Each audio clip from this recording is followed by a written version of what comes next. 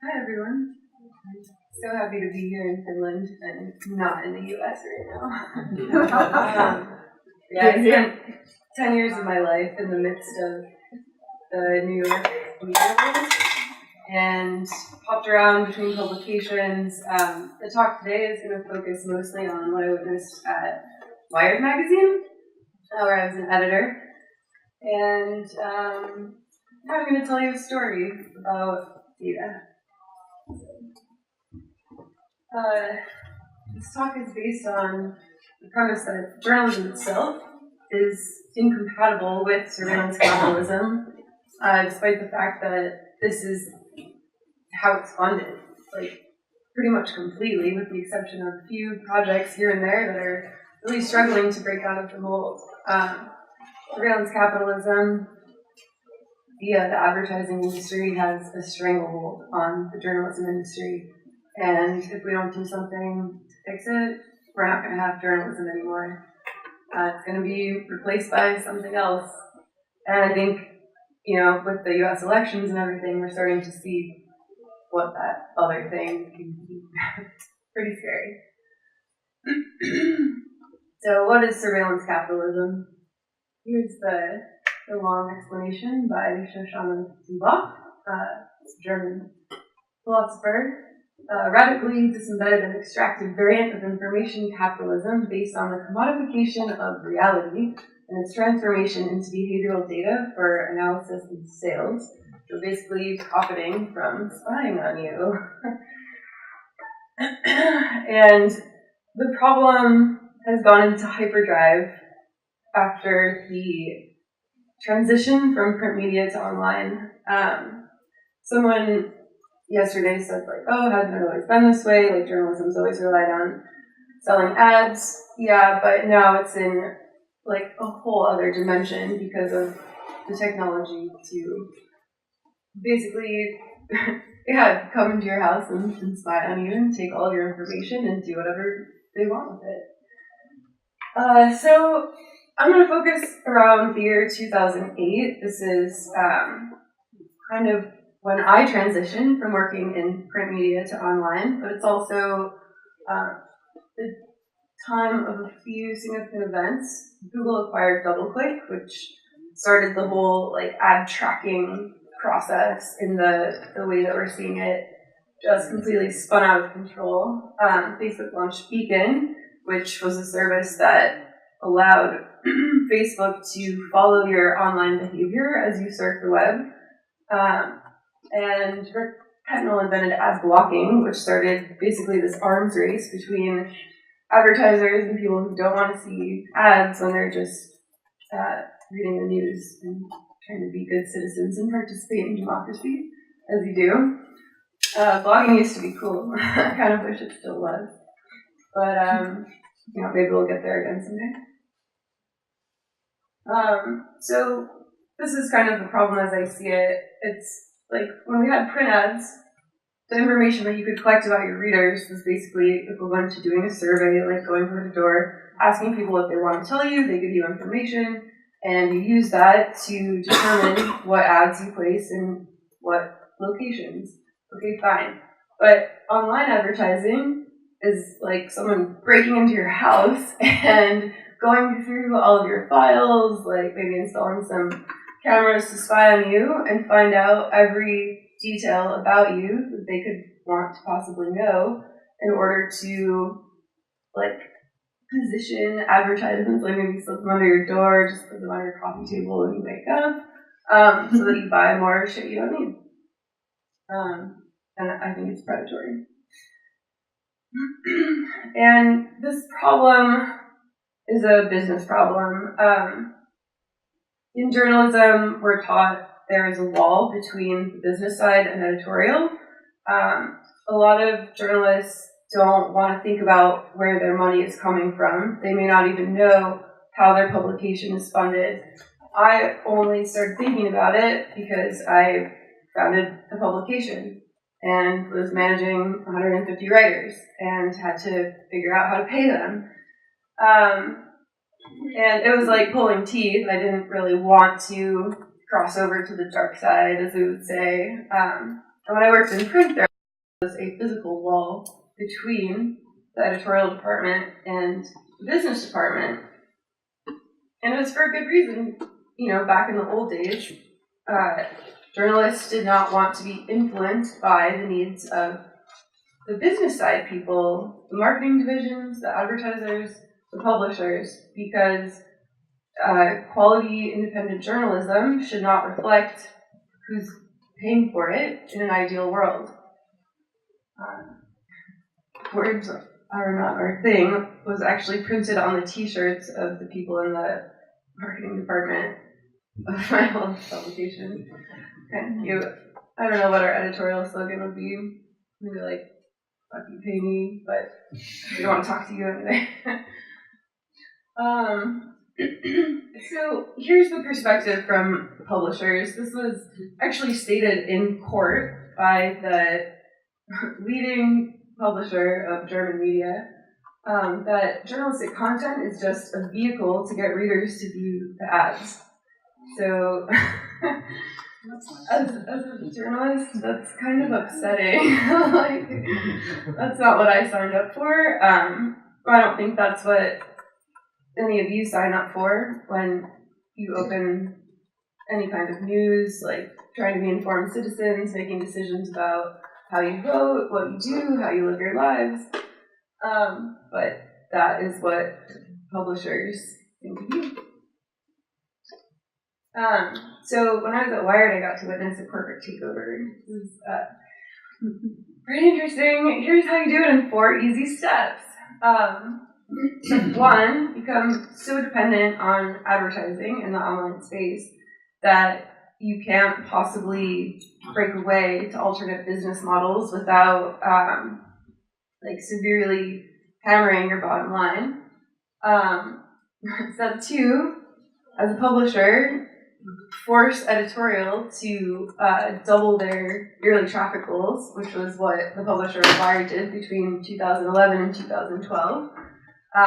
He said, yeah, you've got the most traffic that Wired.com's ever received, and we're going to double it next year. Isn't that great?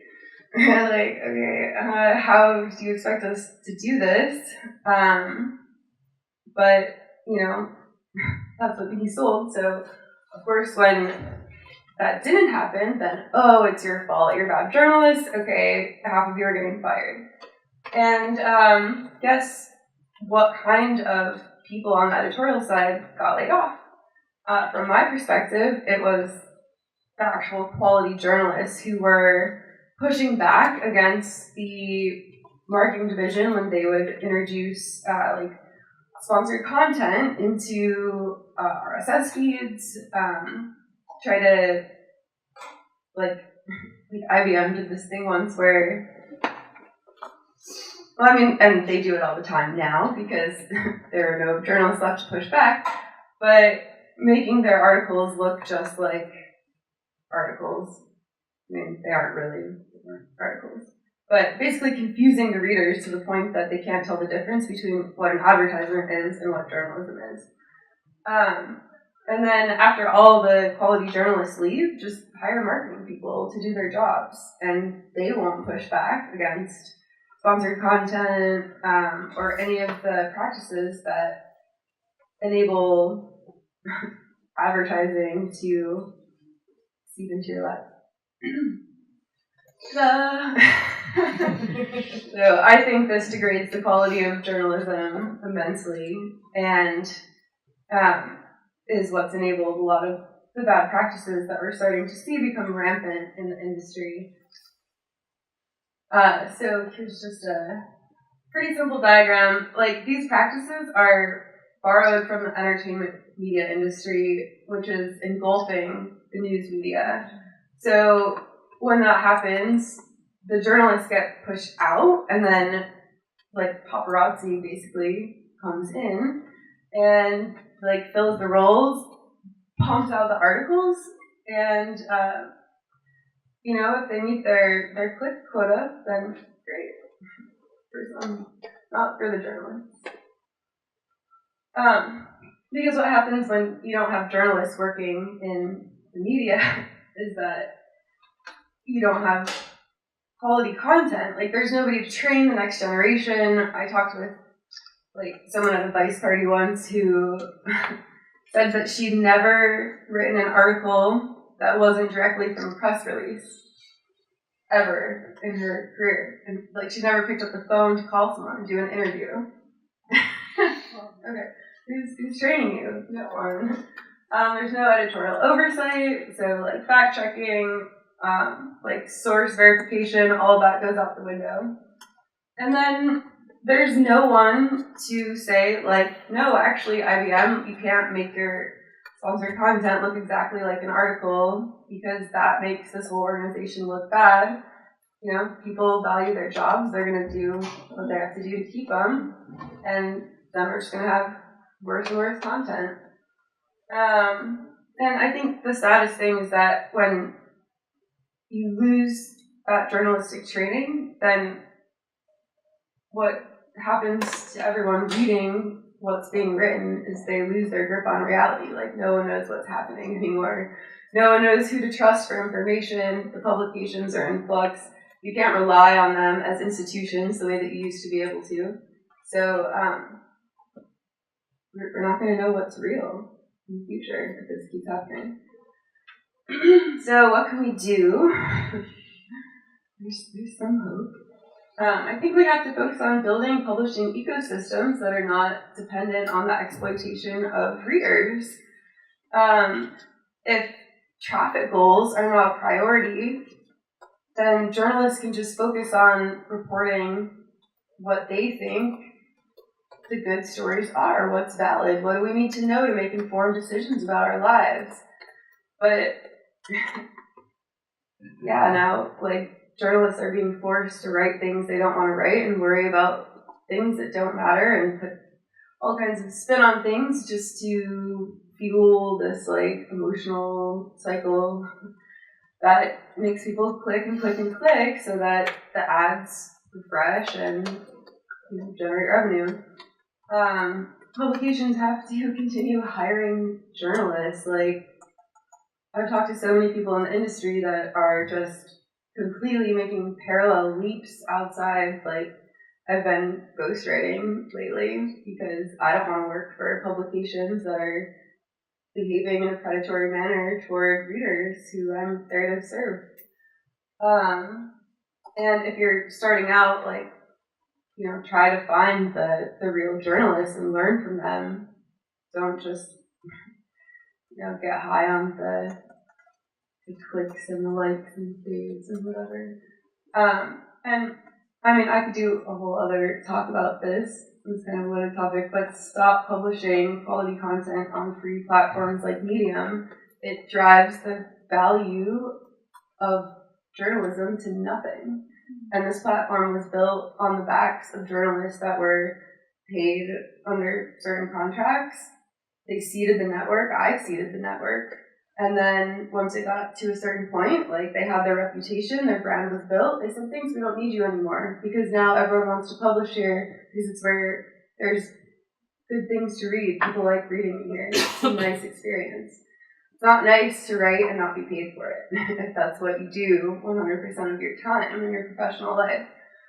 And I think it's up to the readers, it's up to all of you. Like, you have to be smart about what you're reading. And I think a lot of that is following individual journalists, like paying attention to who is actually writing something. Like, don't rely on the New York Times, even though, you know, they've been an institution for so long, they're kind of viewed as this gold standard, like, they can do no wrong. Like, look at the bylines. Who's actually writing what you're reading? Pay attention. And it's really going to be up to the funding models to stop relying on advertising revenue. Like, we have to break this dependency, and it's hard. It's like convincing a heroin addict to stop using in a lot of ways, because then, you know, you do end up with a situation where if your revenue stream is broken, then you have to make layoffs, and that's not fun. No one wants to do it. But the good thing is, like, we have the ability to start up new organizations, and if you as readers are following the journalists that you trust, where they go, instead of just staying in the silos of the publications that you're used to seeing their logos for. I think we can do it. Like, reader-supported journalism, like paying for what you read, get used to it. It's not going away. Like, I do think that journalistic content should be available to everyone that wants to read it, but the money has to come from somewhere, and it can't come from advertising anymore. So, I mean, and then there's the media model. Go find a billionaire and do whatever you want. Okay, so if you want to read more about surveillance capitalism, there's a link to that. And thank you very much for listening.